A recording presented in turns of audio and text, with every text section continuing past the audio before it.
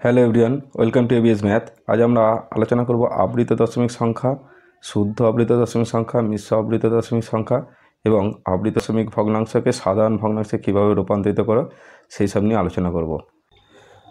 আমরা একটা ভগ্নাংশ নিয়েছি 1/3। এই 1/3 মানে হচ্ছে এই 1কে 3 দিয়ে ভাগ। ভিতরে ছোট সংখ্যা আছে, দশমিক খায় 0 বসিয়ে দিলাম।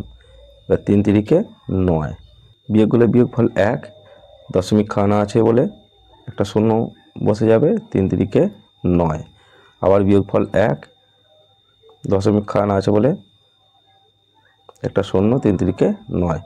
এইরকমভাবে 3 3 3 এরকম আসতে থাকবে।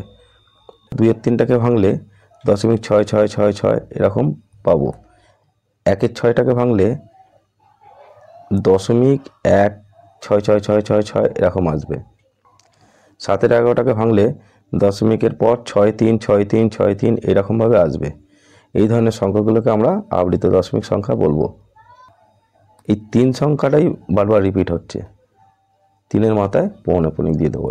একইভাবে পরেরটায় 6 সংখ্যাটাই রিপিট হচ্ছে, 6-এর মাথায় একটা পুটকি দিয়ে দিলাম। 1-এর 6টাকে ভাঙলে আমরা 1.6666 এরকম পাবো, তাহলে 0.1, 6টা রিপিট হচ্ছে, 6-এর মাথায় একটা পুটকি দিয়ে দিলাম। একইভাবে 7-এর 11টাকে যদি আমরা ভাঙি তখন আমরা পাবো 0.6363 এইভাবে পাবো। এক্ষেত্রে 6 3টাই রিপিট হচ্ছে, 6টাও রিপিট হচ্ছে, 3টাও রিপিট হচ্ছে। 6-এর মাথায় পৌনঃপুনিক চিহ্ন, 3-এর মাথায় পৌনঃপুনিক চিহ্ন। আমরা আবৃত দশমিক সংখ্যাকে দুটি ভাগে ভাগ করতে পারি, শুদ্ধ আবৃত দশমিক সংখ্যা আর মিশ্র আবৃত দশমিক সংখ্যা। শুদ্ধ আবৃত দশমিক সংখ্যা বলা হবে যখন দশমিকের পরে যে সংখ্যা থাকবে তাদের প্রত্যেকের মাথায় পৌনঃপুনিক চিহ্ন থাকবে। এই যে 3 আছে, 3-এর মাথায় পৌনঃপুনিক চিহ্ন। দশমিকের পর 6 5 আছে, দুজনের মাথায় পৌনঃপুনিক চিহ্ন আছে। দশমিকের পর 3টি সংখ্যা 4 5 1, 4-এর মাথায় পৌনঃপুনিক চিহ্ন, 1-এর মাথায় পৌনঃপুনিক চিহ্ন। মাঝে যে আছে তার না দেওয়া থাকলে তার মাথায় তো পৌনঃপুনিক চিহ্ন, মাথায় পৌনঃপুনিক চিহ্ন। এক্ষেত্রে এই 3টি সংখ্যা হচ্ছে শুদ্ধ আবৃত দশমিক সংখ্যার মধ্যে পড়ছে। মিশ্র আবৃত দশমিক সংখ্যা তাদের বলবো দশমিকের পর যে সংখ্যাগুলো থাকবে তাদের প্রত্যেকের মাথায় পৌনঃপুনিক থাকবে না, যে কোনো একজন হলেও অন্তত পৌনঃপুনিক তার মাথায় থাকছে না, সেই ধরনের সংখ্যাগুলোকে আমরা মিশ্র আবৃত দশমিক সংখ্যা বলবো। যেমন 016, শুধু 6-এর মাথায় পৌনঃপুনিক চিহ্ন আছে, 1-এর মাথায় নেই, এটি মিশ্র আবৃত দশমিক সংখ্যা। 2.65, শুধু 5-এর মাথায় আছে, 6-এর মাথায় নেই। 3-এর মাথায় আছে, 1-এর মাথায় আছে, 4-এর মাথায় কিন্তু নেই। এই জন্য এই যে সংখ্যাগুলোকে আমরা বলবো মিশ্র আবৃত দশমিক সংখ্যা। এবার আমরা আবৃত দশমিক ভগ্নাংশকে সাধারণ ভগ্নাংশে রূপান্তর করা দেখব। প্রথমের উদাহরণটা 0.63, 6-এর মাথাতে পৌনঃপুনিক আছে, 3-এর মাথাতে পৌনঃপুনিক আছে। এবার দশমিকের পর যতগুলো সংখ্যা আছে তাদের মধ্যে কজনের মাথায় পৌনঃপুনিক আছে দেখব।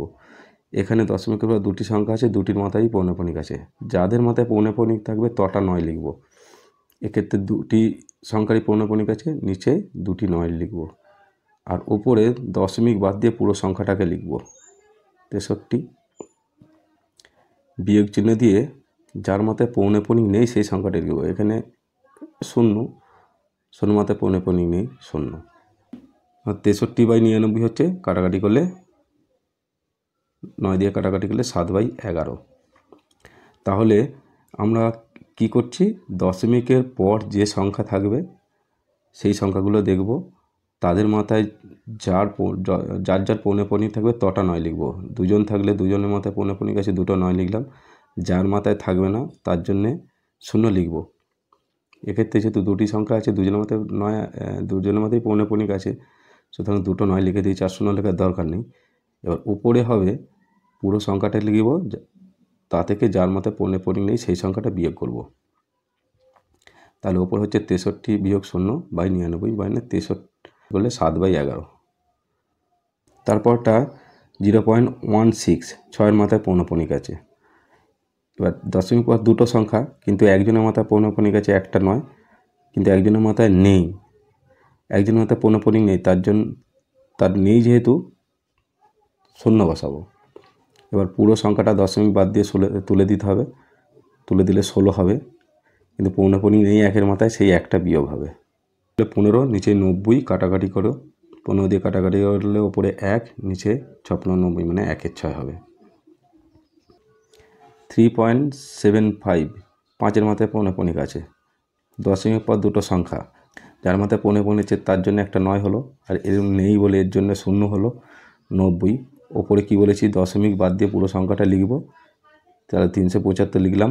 পৌনঃপুনিক নেই যার, 3-এর নেই 7-এর নেই, 3 7 বিয়োগ করে দেবো, মানে 37 বিয়োগ করে দেবো, বিয়োগ করলে হবে 338/90।